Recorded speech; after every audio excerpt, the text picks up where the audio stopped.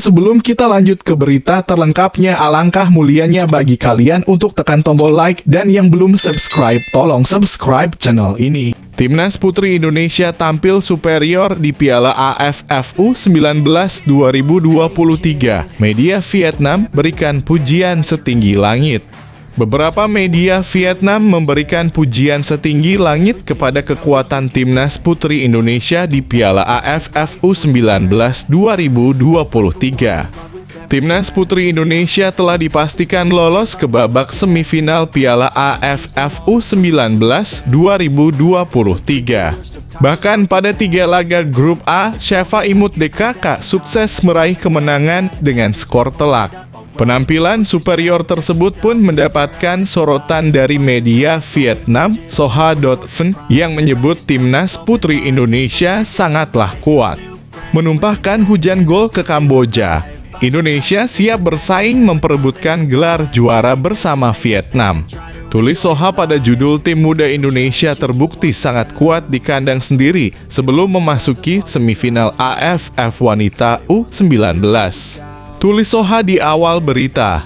Pujian lain datang dari media Vietnam lainnya, Sports 442, yang juga menyoroti hasil kemenangan telak dari penggawa Timnas Putri Indonesia.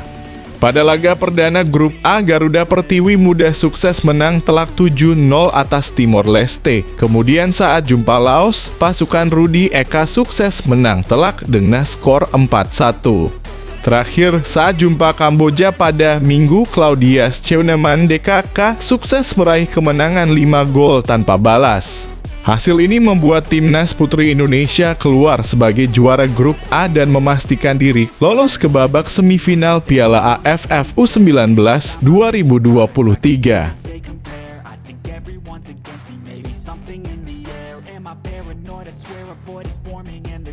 Demi lolos Piala Dunia, PSSI kumpulkan pemain Timnas Indonesia U20 di Bayangkara Football Club musim depan. Manajer Timnas Indonesia U20 Sumarji pastikan Bayangkara Football Club akan diperkuat para pemain Timnas Indonesia U20 pada musim depan guna targetkan lolos ke Piala Dunia U20 2025. Diketahui rencana ini sebagai bentuk proyek jangka panjang Timnas Indonesia demi bisa lolos ke Piala Dunia U20 2025. Demi mewujudkan hal tersebut, PSSI akan mengumpulkan pemain-pemain Timnas Indonesia U20 ke dalam skuad Bayangkara Football Club. Adapun Bayangkara Football Club kini sudah berganti nama menjadi Bayangkara Presisi Indonesia. Hal ini ternyata guna menaungi para pemain Timnas Indonesia U20. Salah satu proyeknya itu adalah Bayangkara Presisi Indonesia akan menjadi tempat bernaungnya pemain-pemain Timnas U20 Indonesia yang bertekad lolos ke Piala Dunia U20 2023, tambahnya. Sumarji mengatakan jika kemungkinan para pemain Timnas Indonesia U20 bisa perkuat Bayangkara Football Club yaitu pada musim depan. Kemungkinan besar pada musim depan, tim ini full diperkuat pemain-pemain Timnas U20 Indonesia, lanjutnya. Pria yang juga menjabat sebagai CEO Bayangkara Football Club mengaku akan banyak pemain muda akan mendapatkan banyak menit bermain di skuad The Guardians. Ingat, ini proyek jangka panjang, pungkasnya. RESMI, PSSI umumkan 34 pemain untuk seleksi Timnas Indonesia U17, terdapat 6 pemain keturunan.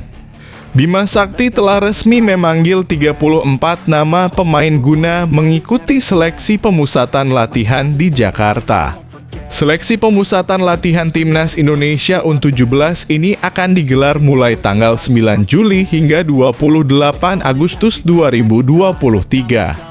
Timnas Indonesia U17 ini dipersiapkan guna mengikuti Piala Dunia U17 yang akan digelar di Indonesia pada 10 November hingga 2 Desember 2023 mendatang. Dari 34 nama pemain yang dipanggil, Bima Sakti memanggil nama-nama pemain Timnas Indonesia U16 2022 seperti Iqbal Gwijangge, Arkan Kaka, Kaviatur, dan lain-lain. Selain itu, Ada 6 pemain keturunan yang dipanggil, yaitu Welber Halim Jardine, Madrid Augusta, Mahesa Ekayanto, Staffan Kabiel Horrito, Eren Liam Switela. Eren Natanang Bima Sakti mengatakan jika dirinya dan tim pelatih akan sangat selektif dalam memilih pemain. Hal itu guna memenuhi sesuai kebutuhan tim berdasarkan kualitas, baik mental, disiplin, dan lain-lain. Alhamdulillah, kata Bima Sakti dikutip dari laman resmi PSSI. Tentu kami sangat selektif memilih pemain dan mencari pemain sesuai kebutuhan tim. Kriteria yang kami cari tentu dari kualitas pemain tersebut, skill individu, chemistry dengan teman-temannya, mental, disiplin, dan lain-lainnya, tambahnya. 3 anak didik Shintae Yong Gacor bikin gol di luar negeri. 3 anak didik Shintae Yong Gacor bikin gol di luar negeri. Dari 3 pemain tersebut, 2 diantaranya adalah pemain timnas Indonesia. Sementara 1 pemain lainnya belum mengecap caps timnas Indonesia, akan tetapi ia pernah mendapatkan panggilan Sintayong untuk pemusatan timnas U23 Indonesia. Sadil Ramdhani mencetak 1 gol saat Sabah Football Club mengalahkan Kuching City Football Club dengan skor 4-3 pada pekan ke-16 Liga Super Malaysia, Sabtu. Ia mencetak gol pembuka Sabah Football Club pada menit ke-12. Sejauh ini pemain timnas Indonesia itu sudah mencetak 6 gol dan 6 assist. Rafael Struijk mencetak gol saat klubnya ADO Den Haag menang atas SV Venlo dengan skor 4-0 di laga uji coba Sabtu. Striker timnas Indonesia itu bermain dari menit pertama. Ia mencetak gol kedua ADO Den Haag pada menit ke-33. Rafael Struijk kemudian diganti memasuki pada babak kedua. Nathanael Siringoringo, pemain yang sempat dipanggil Sintayong untuk pemusatan timnas U23 Indonesia itu mencetak 1 gol saat Kelantan Football Club bermain melawan Penang di Liga Super Malaysia, Sabtu. Di mana pada pertandingan itu Kelantan Football Club kalah dari Penang dengan skor 3-4. Nathanael mencetak gol pada menit ke-45. Selain itu, ia membuat assist untuk gol pertama Kelantan Football Club.